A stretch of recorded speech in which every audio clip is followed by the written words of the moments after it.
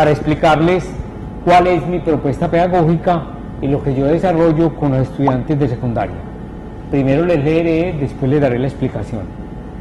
La lectura conjunta es una estrategia pedagógica en la cual se integran maestro y estudiante en el proceso de aprendizaje de la lectura como instrumento, primero, de aprendizaje de la lectura y segundo, como mecanismo para la adquisición del hábito de la lectura.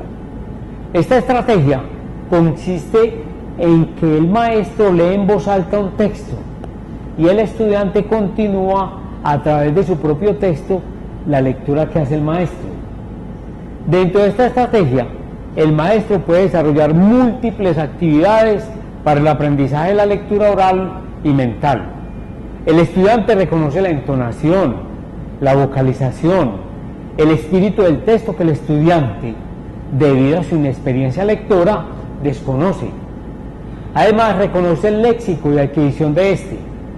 Adquiere, por otra parte, herramientas para la comprensión lectora. El maestro puede dictar algunas lecciones o unidades léxicas del texto en ejecución para que el estudiante interprete, de acuerdo con el texto de la lectura misma, lo que comprende. Por otra parte, con ejercicios de consulta de significados de palabras desconocidas en forma inmediata, mientras se desarrolla la actividad de lectura, se integran las TIC al aula y el estudiante se apropia el lenguaje de la obra que sea leída. Bueno, a ver, la práctica de la lectura conjunta consiste en esto. Voy a dar el ejemplo con un cuento de García Márquez. Bueno, es necesario que el maestro primero lea el texto, que haya un acercamiento, una práctica lectora del maestro con el texto, para saber cómo lo asume con los estudiantes. El maestro trabaja el texto desde su propia práctica lectora, para después acercar al estudiante. En la medida en que el maestro, todo estudiante o la mayor parte de los estudiantes deben tener el texto impreso. ¿Cómo se puede integrar las TIC? Las TIC con el texto impreso. El estudiante puede tener su tablet, puede tener su elemento electrónico en el cual él vaya siguiendo la lectura que hace el maestro. El maestro lo puede hacer con el texto impreso o desde su propio elemento electrónico. Los demás estudiantes están leyendo al ritmo que lee el maestro. ¿Qué se puede hacer como práctica lectora? Primero, hay un acercamiento con el texto, explicaciones históricas y referentes históricos para que el estudiante se ubique históricamente en el texto. Elementos que de pronto, cuando el estudiante identifica una palabra desconocida, la palabra también tiene referentes históricos, tiene referentes conceptuales, tiene referentes sociales que le ayudan al estudiante a que se ubique en la historia que ha sido contada o que está desarrollando como práctica lectora. En esa medida, el estudiante siente que él se puede apropiar más del texto. Tomaremos un ejemplo: leer la triste historia de la Cándida Heréndira y su abuela desalmada con estudiantes entre séptimo y octavo grado. ¿Qué posibilita? Primero, que la historia sucede con un adolescente. Inmediatamente el jovencito, en esa edad en la que está el adolescente, se siente identificado con el texto. Van a contar una historia de una niña que tiene mi misma edad. Entonces soy yo quien me reflejo en ella y ella se refleja en mí. Entonces a eso llamo la lectura conjunta, que yo me voy reflejando en el texto y el texto se refleja en mí. En la medida en que vas avanzando en el texto, elementos y terminologías propias de García Márquez de la zona costera se los explicas al estudiante. Por ejemplo, cuando hablas de palangana, que para nosotros los cachacos es una ponchera, él siente y él va a saber de qué le estás hablando, de qué te está hablando el texto. En la medida en que vaya avanzando la historia, yo por eso personalmente les dicto párrafos, pedacitos de la historia o unidades léxicas que el estudiante interprete. La interpretación es libre.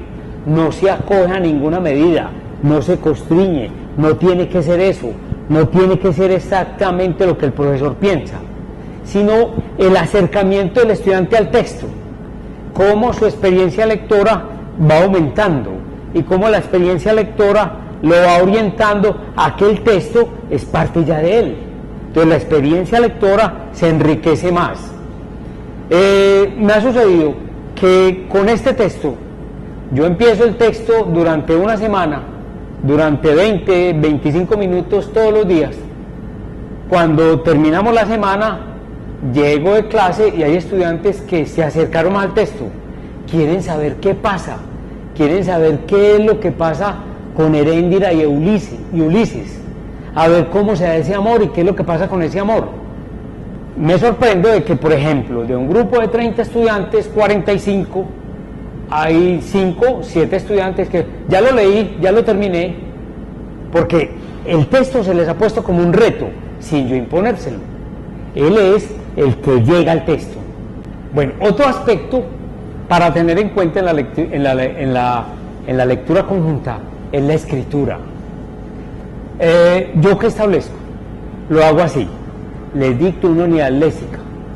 Esa unidad léxica a ellos, o esa lexía, que la trabaja algún autor que no va a nombrar en este momento, el que hace esa unidad es una unidad de interpretación. El estudiante, después de que yo le dicto 3 renglones, 4 del texto, él tiene que dar explicaciones, o debe dar explicaciones de lo que entiende del texto. Que sea acertado o no, después se establece una comunicación con ellos, se conversa a ver qué interpretó del texto. Cuando llego a determinadas unidades o a determinadas partes, porque el texto no está dividido por capítulos, interrumpo para que el alumno opine y escriba qué piensa de lo que está sucediendo en el texto. Que él diga si le gusta, si no le gusta, qué gusto, qué ha adquirido con él, qué ha sentido por ese personaje, por ejemplo. En determinadas partes del texto, ¿qué hago con la escritura? Que escriban también de otra manera, que ellos hagan una secuencia de 6 cuadritos, y en esos 6 cuadritos, por medio de dibujos propios de la edad, ellos comuniquen o establezcan la secuencia de lo que acaban de leer. Es otra manera de escribir, porque escribir no es únicamente llevar líneas ni hacer palabras. Ellos se apropian del personaje, dibujan a Heréndira, dibujan a Ulises y los ponen en el diálogo cotidiano. Lo más particular de esta experiencia, por ejemplo, con este cuento, es porque es un cuento que en determinado momento fluye lo erótico. Entonces el estudiante, el jovencito, quiere identificarse con eso erótico. Si se quiere identificar con eso erótico, lo pongo a que él escriba qué pudo haber sucedido o qué puede suceder entre Heréndira y Ulises. Y es otra manera de que él se vaya, dentro de su vida académica, estableciendo una unión entre lo que lee y de lo que lee poder escribir. Al final, cuando termino de leer todo el cuento, que lo hago con ellos, ellos escriben sus opiniones. Nosotros los maestros trabajamos con la utopía. No podemos pensar que de 50 estudiantes que tenemos en el aula, porque tenemos 50, 40 serán lectores, no. O 40 se apropiarán de la escritura, no. Basta con que 5, que uno sabe que lo hacen con todo el interés, con toda la honestidad y con todo el sacrificio de lo que es la escritura, basta, y es una manera de unos, como maestro, obtener un logro dentro del desarrollo académico que siempre nos convoca. Bueno, acerca de lo que hemos conversado de la literatura urbana, una manera de acercar al estudiante es con textos propios de cuentos que hablan de la ciudad. Por ejemplo, para un nivel más superior, porque digamos que hay que clasificar, hay que entender la madurez emocional del estudiante. No es lo mismo leer, por ejemplo, un cuento como el de Óscar Castro, Solo en esta nube, con adolescentes o con niños de 7 y 8º grado, no. Creo que lo pueden leer con estudiantes de 11, con estudiantes de 10º, que hay una experiencia no solamente lingüística, sino una madurez emocional que los ayuda a acercarse al texto. ¿Qué se puede hacer con este tipo de literatura? Se puede mirar cómo hay un fenómeno social que determina la periferia, los conflictos sociales y urbanos de la periferia, cómo llegan al centro, cómo el centro, por ejemplo, de Medellín, esa periferia ya ha convertido la ciudad en un caos, y de ese caos hay un poeta como Elí Ramírez que lo expresa muy bien en su poesía. Cuenta en su poesía los fenómenos sociales de las bandas, de la vida del traqueto, en forma poética, de cómo, por ejemplo, Todo por un bom bom bum. Son poemas narrativos que van explicando y van demostrando la situación en la que vivimos, que de alguna manera ayuda a que el estudiante de secundaria y también el de universidad se comunique, establezca esa comunicación y esa identidad con la ciudad. A ver, dentro de la poesía no solamente está Elí Ramírez, sino que hay algunos poemas de Víctor Gaviria, hay otro poeta que también expresa la ciudad como José Manuel Arango, en algunos poemas más breves, pero cuya complejidad, porque digamos que la experiencia con la poesía en los adolescentes es más difícil el acercamiento para llegar a algunas condiciones que hay dentro de la poesía. José Manuel Arango también habla de la ciudad, expresa la ciudad. A ver, otros poemas que manifiesten ese acercamiento, de pronto la poesía de José Libardo Porras, que de alguna manera también habla de la ciudad. La crónica y el periodismo literario, para mí, han sido un instrumento fundamental para la práctica de la lectura, para acercar al estudiante a la lectura. ¿Por qué? Porque le habla de la actualidad, del ya, de este momento, de la situación actual. Por ejemplo, tengo como herramienta los textos de Alfredo Molano. En el texto de Alfredo Molano, Desterrados, el estudiante entiende el drama humano que es el destierro, entiende el drama humano del desplazamiento. Él en esos textos no va a encontrar lo que a veces digamos que en otras formas académicas el estudiante se va a acercar a la parte científica, al dato estadístico. No. En estos textos es como el conflicto del ser humano se refleja y puede ser reflejado en la literatura. Por eso creo que ahí hay una simbiosis entre el texto periodístico y literatura. Otro de los textos que considero que hacen ese acercamiento es Comuna 13. El texto de Ricardo Aricapa acerca al estudiante a conocer su entorno, a cómo el drama de los habitantes de este sector han sufrido las consecuencias de una guerra, cómo el conflicto mismo disgregó la familia, cómo el conflicto mismo desplazó la educación.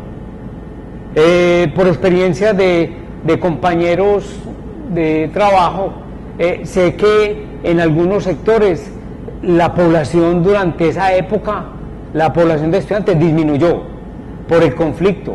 Desde hace 15 años estamos hablando de fronteras invisibles. Hablamos de fronteras invisibles y ahí está reflejado en los textos de Comuna 13.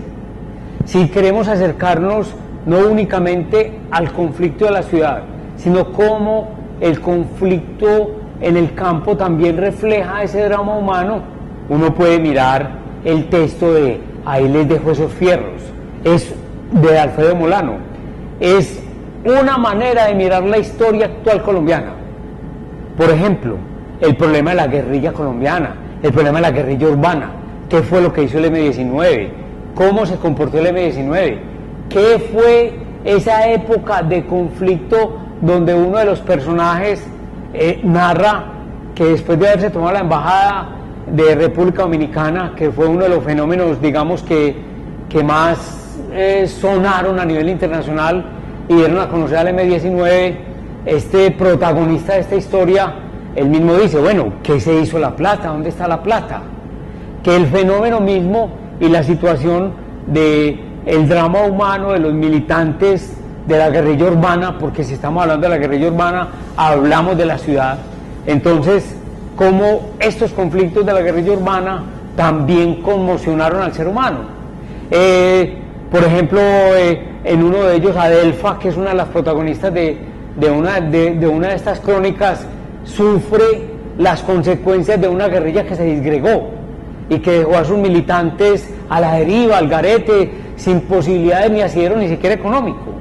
Entonces, Adelfa es una mujer que tiene que enfrentarse sola a la vida, cuando después le había entregado con pasión la vida a su grupo político, y que el grupo político, por las condiciones que se presentan, la deja completamente desnuda, sin posibilidades ni siquiera de tener un empleo. Creo que ahí ese tipo de crónicas agarra a un lector que uno está formando, que esa experiencia lectora identifique y retrate lo que es el drama humano dentro de la ciudad.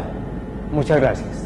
Entonces, los invitamos a reflexionar sobre las ideas expuestas por el profesor José Joaquín Arango y a que participen en el foro de este evento de la comunidad de profesionales respondiendo a las siguientes preguntas. ¿Qué género literario, qué estrategias utilizarían y qué público considerarían adecuado para trabajar la literatura urbana? ¿Qué preguntas les generan los planteamientos de José Joaquín Arango? ¿Desean ampliar información frente a algún tema? Los invitamos a seguir conectados a la comunidad de profesionales y a seguirnos en Facebook y Twitter. Para mayor información, nuestro correo electrónico es comunidad.redescritores@gmail.com.